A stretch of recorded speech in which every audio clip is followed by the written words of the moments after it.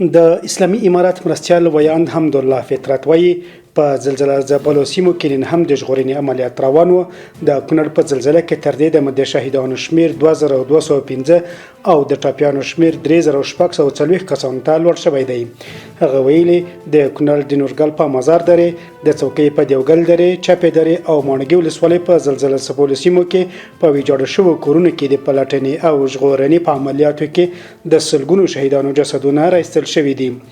د تیرې دوشنبې په شپه 12 بجې د رشتر په کچه 6 درجې زلزلې د افغانستان کونړ، ننګرهار، لغمان، پنجشیر او نورستان ولایتونو کې ځانونه واړول چې ډېر یې په کونړ کې دي.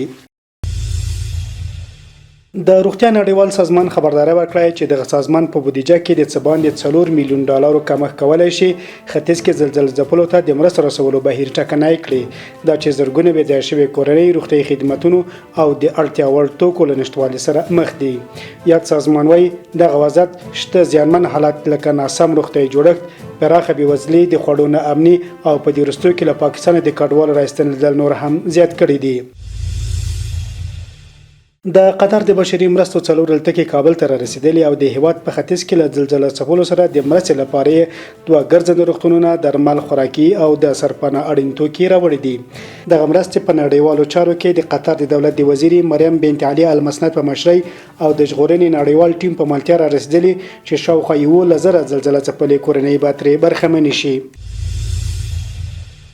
د ډنمارک د کډوالو شورا مشري ویلي د افغانستان ختیځ ته بیړنۍ مرستې لېږلي او د ملګرو ملتو امنیت شورا غونډې په څنډه کې به د افغان کډوالو ستونزې تر اړونده هیوادونو ورسوي. د ډنمارک د کډوالو شورا مشر شارلوت سلنټا له مولوي عبدالکبیر سره لیدنه کې په جبري ډول له ایران او پاکستان څخه د افغان کډوال راایستل د اندېښنې وړ بللي دي. د افغانستان لپاره د جاپان سفیر د اقتصاد له وزیر سره په لیدنه کې د افغانستان د خلکو سره په بشري او پرختي برخو کې د خپل هیواد د همکاري د دوام ټینګار ورکړی دی. تاکایوشي کورومایا د امنیت د ټینګښت، له نشي توکو سره د مبارزې، د قاچاق مخنیوي، اداري فساد له منځه وړل او د اقتصاد او زیربنایي پراختیا لپاره د اسلامي امارات د هڅو ستاینه کړې ده.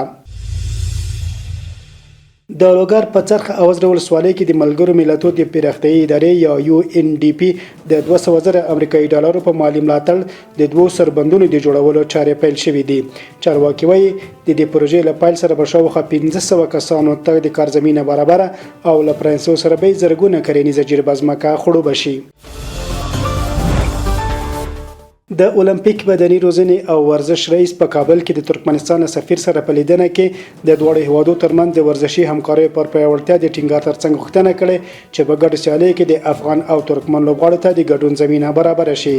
کابل کې د ترکمنستان سفیر ویلي چې ورزش پوله نه پیژني او هیله څرګنده کړې چې د افغانستان او ترکمنستان ترمنځ ورزشي اړیکې نورې هم پراخې شي. او د پرتګال په لیسبون ښار کې له پټلۍ د یوه کیبلي ریل ګاډي د وتو پیښه کې لږ تر لږه 15 کسانو ژوند لاس ورکړی او 18 نور ټپیان شوي دي. دغه پیښه پرون ماښام هغه مهال وشوه چې دغه تاریخي ریل ګاډي یو واګون له پټلۍ ووت او له یوې ودانۍ سره ولګېد.